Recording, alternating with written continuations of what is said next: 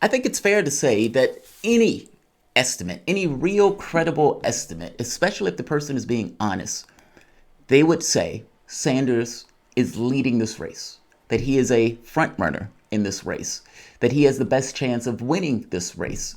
In fact, I think if they were being honest, they would have a hard time even thinking about who else could there potentially be. I mean, Biden has outright collapsed. Warren has outright collapsed. Buttigieg and Klobuchar have no chance in racially diverse states, meaning Nevada. They're going to get a rude awakening from here on out. And so who else? You can make the case of Bloomberg, so fair enough. But this is kind of gets to my point. Bloomberg is a new entry into the race. He's potentially going to be in the debate, but only was going to get into debate because of a rule change by Tom Perez. And to go further with that, only because of the amount of money that he's been spending. Bloomberg has spent over $400 million just on ads. When you add into the money that he was given the various groups, the money that he's been given various politicians for their particular charities, that he's been dumping into the Democratic Party up and down ballot, then you can kind of see why he has such support, or people are willing to give this Republican the benefit of the doubt in regards to support. If you're part of the political establishment that has gotten to where you were based on the way the rules of the system have been organized, then yeah, you are perfectly okay with Bloomberg because you're going to keep those rules for the most part the exact same way. If you are part or not part of that Democratic establishment, Bloomberg is a horrifying prospect. My point here, though, is it is hard to conceive of anyone else that can even light a match to Sanders. I mean, right now, he's almost doubled his closest competitor in Nevada, meaning he was at 31% to 16%, his next closest competitor. And you can already kind of foresee the head of steam that he's going to get going into South Carolina if he is that dominant when he takes Nevada. My point is this. He is killing it. Now, you can make a case that says if he is killing it, and if all of his machinations, all of the things, his plans, his policies, and so forth have led him to the point where he is in a leading pole position, then why criticize? Shouldn't you just leave the guy to his devices? Clearly, he's doing something good, something right. Otherwise, he wouldn't be where he is. But let's also be clear, though, ideology is a poor substitute for reality. And just because you may be doing a good job, a bang-up job, doesn't necessarily mean that your way of operating or your workable point of view is not necessarily good in all situations. And that there could be some situations where your political instincts are just bad. Now, all things being equal, I have no issue or not too many qualms with Sanders' political instincts. He's not a Liz Warren that would get a DNA test to see whether or not she's Native American. Nothing like that. It's not Liz Warren saying she's going to get a trans kid to choose who's going to be her education person. I guess I'm making the point that I don't overly concern myself with Sanders' political instincts. Authenticity, in many respects, is a weapon. The ability to get out there, say what you mean, be relatively honest about it. And if somebody goes back 40 years, they can look at you saying, for the most part, the same thing. And when you make a mistake, you can say, my bad. I made a mistake in making X vote or Y vote. But the issue with Sanders is not necessarily that. The issue with Sanders has to do with his, at times, weakness. This seems to be somewhat that's endemic on the left. Weakness. The notion that you're going to put a knife in Nina Turner when she says something true about Joe Biden not necessarily being a friend of blacks. Joe Biden has been literally out there lying about being part of the civil rights movement. That is a knife that you should stick into Joe Biden. Well, he backed away from that when given the opportunity to confront Joe Biden on that particular point. Same thing is true with the issue of Zephyr Teachout, saying that Joe Biden has a corruption problem. Everything in that article was on point. She didn't even go as far as I think many people would have gone in going after Joe Biden on that particular point. And again, Sanders ends up repudiating Teachout. You should not apologize for being strong, especially if you've done nothing wrong and all of these were honest, clean hits. Your objective, after all, is to win. And you are the focal point of millions of people's will in order to do that. I mean, those people want you to affect agenda that is going to materially benefit their needs. This is something that we have not seen in our lifetime. So all powers, all energies that you have at your disposal should be marshaled to that very specific cause. Weakness at times rears its head. And in one of the cases recently had to do with this resonance that was taking place with all of the campaigns effectively not attacking Sanders himself, but attacking his supporters. And Sanders legitimizing this outright ridiculous, pathetic attack.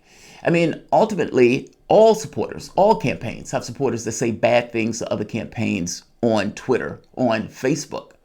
You have an entire media system that has been reared against Sanders. You have a billionaire in the race that is spending $400 million in this race. I think the next closest person to Sanders with like $40 million. Like, put this in perspective. And you have these people complaining about the energy within the context of his base. It's a cynical attack that they were putting out in order to swift boat one of the strongest elements of his campaign, either to get him to repudiate his supporters or to create an image that his supporters are going with the quote unquote Bernie bro myth. Sanders has been weak in pushing back on this, meaning it's a cynical attack. I mean, the notion that Bloomberg is going to do a hit video talking about Sanders supporters are abusive, this racist man that threw hundreds of thousands of people harassed and outright terrorized by the cops, this vulgar, sexual abuser of sorts, meaning goes without question the vulgarity that comes out of Mike Bloomberg's mouth, not to mention the hostile work environment that he had for the women working in his office. But this is the thing he's going to complain about. His supporters are saying bad things about me.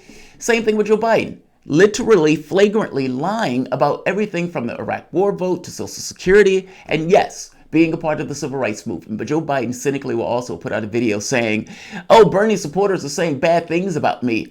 And of course, Liz Warren, who also jumped on the bandwagon when it became clear that she was not going to be able to eat into his numbers to sufficient numbers to help one of her dinosaurs get across. Then she just became outright belligerent and attacking him, lumping into this very specific point of his supporters are saying bad things about me. You shouldn't accept the framing of people being disingenuous in assaults on you, especially for people that love you.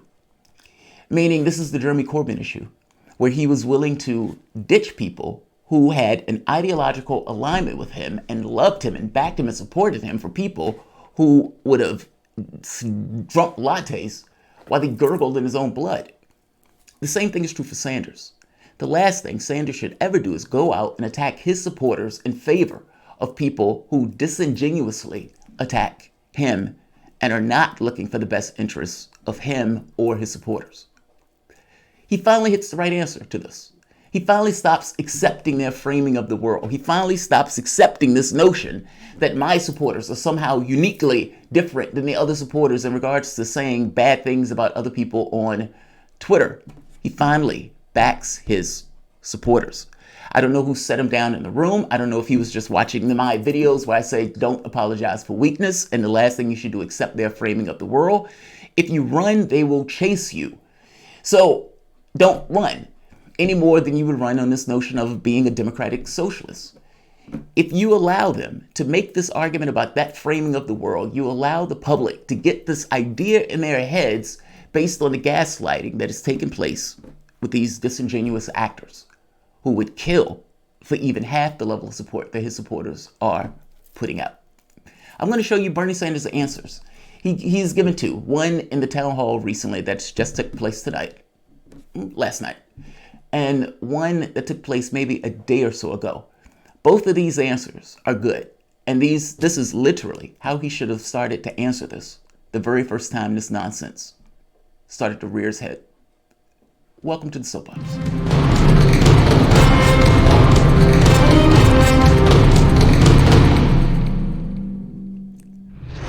My name is Jamal Thomas. This is the Progressive Soapbox, blurry-eyed soapbox. When real men can't sleep, real men do the news. And so this video, I wanted to do this earlier today, didn't get the opportunity to do it. So let's do this now. There are two clips associated with this. Not going to keep this video long. My intro went longer than I wanted. But he's finally, I don't know who set him down. I don't know who explained it to him. Just because you are good in some political circles doesn't necessarily mean that all of your political instincts are going to be right. But that's why you have a campaign staff. And there are moments where you need to sit the candidate down and say, don't apologize for this. They're not being serious. This is just an illegitimate, disingenuous attack to get you to cow one of your best and strongest attributes, meaning your supporters. Listen to how Sanders answered this. And this answer is absolutely right. So if that's the movement that you're building, if that's the campaign you're building, love, compassion, justice, why is it that your campaign is attracting people who are doing something so antithetical to that? First of all, do you know how many supporters we have? A lot. 2.5 million, I think, who are involved in this thing. Yeah. All right? And no campaign can control 2.5 million people. Let me also tell you something. The people on our campaign, often our African-American women leaders, are receiving incredibly abusive and ugly responses. That is... Now, again, that's just flat fact true. It's not a situation where Sanders supporters are somehow uniquely different in this case. No. Hateful things come out of all campaigns. Again, this has everything to do with them trying to cow one of his strongest attributes, one of his strongest weapons. Something that they just can't compete with. Sanders was asked this again at the debate tonight because, of course, you knew this question was going to come up. All the other campaigns have picked this issue to be the issue. Their Medicare for All tax didn't work. The environmental policy didn't work. The democratic socialism scares didn't work. Nothing else worked. And so where do you go from here? Oh, I know. Let's just hit his voters. To make the point about this is not specifically unique from the standpoint of Sanders supporters, it's just the way people act online. You have to be adults about it and, not necessarily cry about it. Nina Turner is ghetto as fuck. Get over it. Mr. Weeks, because I was called fucking anti-Semitic for calling Bernie Sanders a fake Jew, which is the fuck he is. So right off the bat, racist, anti-Semitic. Triggered is for quote-unquote faggots that scream at women and children on JetBlue flights. You must be one of them. That old senile fake Jew was there, of course. He loves attention. It sickens me that liberals see him as a leader.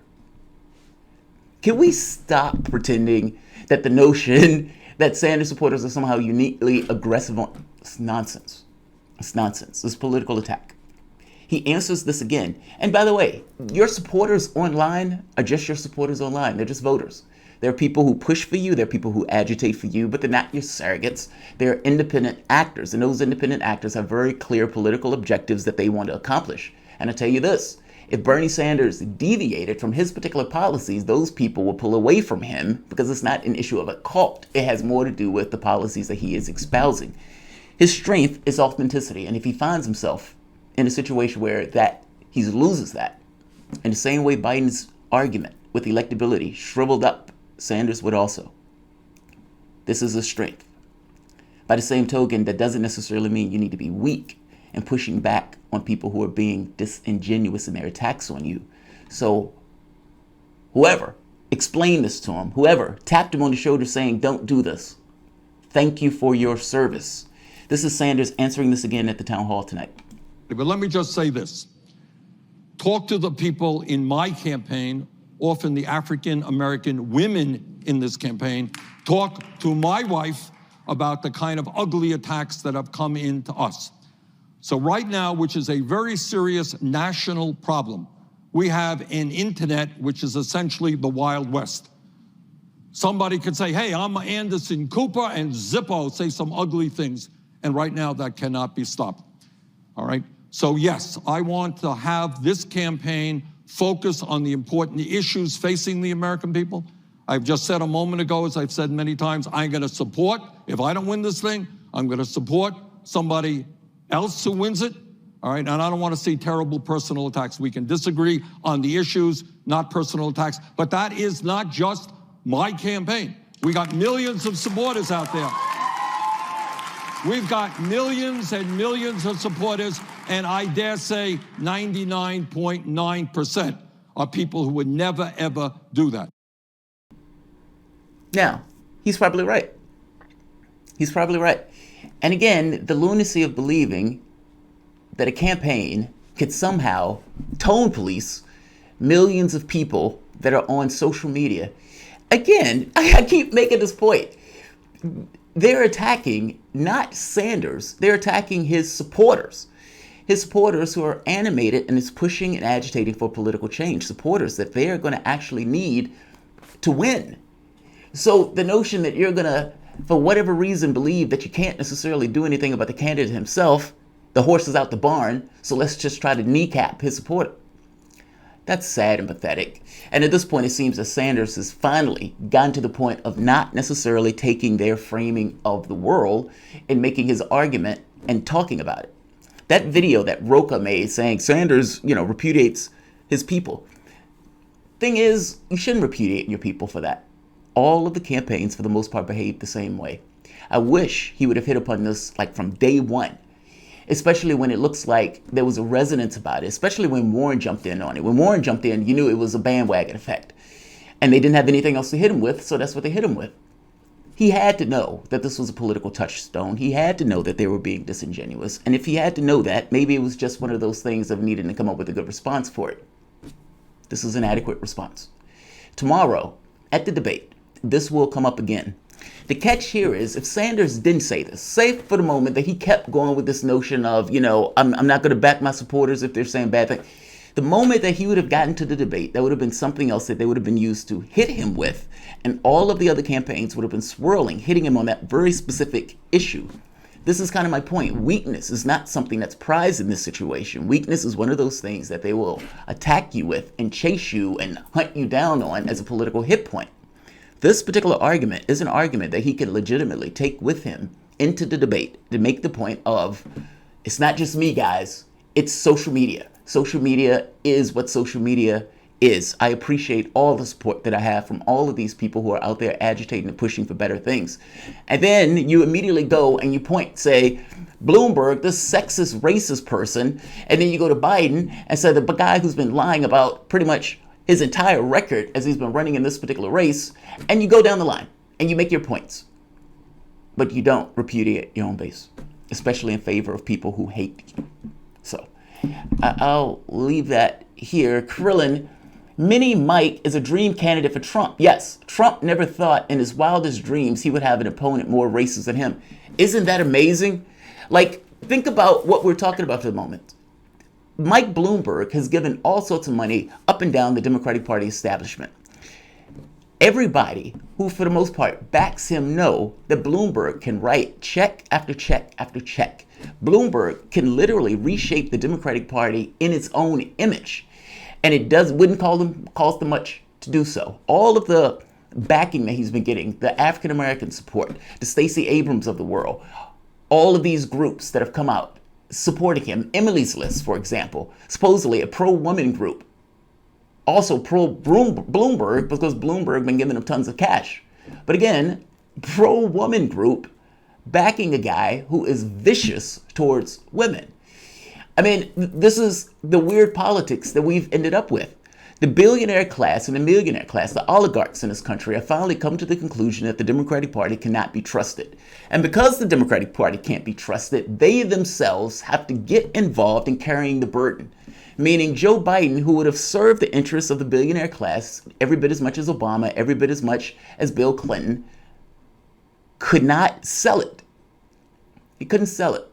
He couldn't make that work anymore. That argument where they can talk in the language of FDR but govern more like Ronald Reagan. He couldn't credibly make that work. And there's enough pain in this particular country with people wanting something fundamentally different that Sanders and that particular argument resonates so thoroughly, in fact, so thoroughly that he has the potential to run away with this. Bloomberg has no support, not in real terms. I mean, there's nobody clamoring for Bloomberg to get into the race. Bloomberg is just rich. There's a difference in those things. And there's something grotesque about an oligarch that for all intents and purposes is just trying to buy the presidency, whether that's buying endorsements, whether that's putting so much money out there that reporters are like, for example, Center for American Progress, being sketchy about running stories, hitting him. The other article with Bloomberg was going after somebody because Bloomberg didn't want a story to come out about his relationship with China. Like, it puts a chill on not just the political class, but also on the media class. Think about, for the moment, the ads that he's running. Bloomberg is spending $400 million in ads. Now, this doesn't, again, touch the billions of dollars that he's effectively dumped into the Democratic Party over the last 2 or 3 years. $400 million in ads. So what does that mean for the other campaigns? That means the other campaigns have to expend more cash in order to create some level of parity in a way that they might not have done in previous elections. Meaning the very fact that Bloomberg is in the race spending that much money, to some degree, it forces the campaign to compete either with manpower, but also to some degree with revenue or with ad revenue. Sanders spending $40 million and Bloomberg spending $400 million. Utterly grotesque. He's effectively just trying to buy the election. If your name is Donald Trump, Bloomberg is the best candidate in the planet to run against. Bloomberg will lose to Trump. Have no doubt. The problem for lefties on this is that that's less important from the standpoint of a Democratic establishment. The Democratic establishment is more threatened by Sanders. Sanders winning forces the question to be asked, well, if this guy's the Democrat, which is effectively what you guys were saying you were all along, then what are you?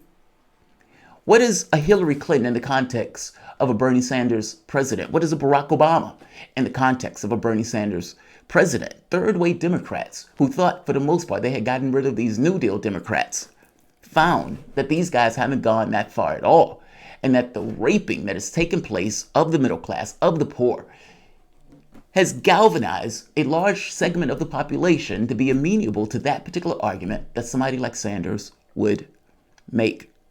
The problem here is that the moment that you put in a Bloomberg, who's effectively just an oligarch Republican that is, to some degree, socially moderate, even though he has authoritarian tendencies, that is so grotesque that you immediately shear off half of the party. Not just for this election, but potentially for a generation. I mean, think about what takes place if you have somebody like Sanders who wins the plurality, but then they give it to somebody like Bloomberg, or Bloomberg pulls enough of the vote tally just from buying the election, the money that he was dropping into the process, to essentially pull enough votes to maybe give it to somebody else. Whatever that process is, where Bloomberg plays a large hand in effectively using a ton of money instead of support to try to pull it and take it from Sanders, the population who's pushing for Sanders, that youthful demographic that is out there, the 17,000 people that is looking at Sanders as he's reciting policy and is looking as if that policy is a rock song, they are going to have some serious feelings about that.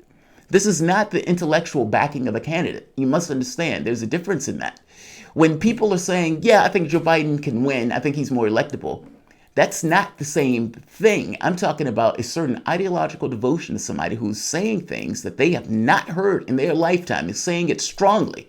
Meaning for the first time, somebody is saying things that rattles in their soul is just outright correct. They're going to feel some kind of way if you put a knife in that guy. And they're going to feel some kind of way in the same way that I suspect African Americans felt when right-wingers jumped into the Republican Party. Meaning the Republican Party lost African Americans for a generation. And it's only now that the younger demographic of African Americans has started to look around, but that's only because the failures of the Democratic Party. What happens to a younger generation that feels that not only did you cheat him once, you turned around and cheated him again, and you cheated him again when he had his best chance of winning that election? I think you lose him for a generation. He will lose to Trump, if only just from the basic dynamics of shearing off the left within the context of the Democratic Party. You will go into that election with a broken, fractured party. And again, this is not something that adversely affects the established order of the Democratic Party. This is something that more so affects everybody else. But the established order of the party, these third-way Democrats, prefer keeping power over everything else. This is the Jeremy Corbyn thing. When Jeremy Corbyn lost to Boris Johnson, what happened? Despite the fact that they crippled him when he went into that race, they still turned around and said it was all Corbyn's fault. It was all Corbyn's fault. They will do the same thing in this race. Mark my words. They would rather have Trump win than Sanders any day of the week and twice on Sundays. And again, this is not the run-of-the-mill Democrat. This has to do with the upper crust, the establishment, as people like to call it. Trudy, Bernie wouldn't say no money help from Bloomberg. Oh, wouldn't say no to money help from Bloomberg. Okay. I mean, that's assuming Bloomberg would ever even participate to help in that way. I'm skeptical. I'm massively skeptical. I don't necessarily care what Bloomberg says on that front. The question becomes, how does he put his money into the mix? If Bloomberg cared that much, Bloomberg could have marshaled that $400 million for all sorts of things. He decided to blow it on a vanity project. The notion that Bloomberg has qualified for the debate in Las Vegas, and he is not even running in Las Vegas, or for that matter, South Carolina. I'm sorry, this is grotesque to me. This is utterly grotesque. And the Democratic Party allowing this gets, like, the fact that they're willing to back a right-wing Republican after screaming all this time, Bernie Sanders is not a Democrat, Bernie Sanders is not a Democrat. What hypocrisy. What hypocrisy. Bloomberg will lose to Trump, if only for the reason that he is going to shear off a large contingent of the left. And I'm talking about people who even voted for Clinton. To put that in perspective, meaning you have a large segment of people who thought, all right, I can get myself to vote for Clinton. I can even wag my finger at people who didn't vote for Clinton. But Bloomberg is too far. If you lost those people, then I don't see how you win. I don't see how you win. All right, I'm going to end this. Like, share, subscribe, and I will be back in a moment. Thanks all.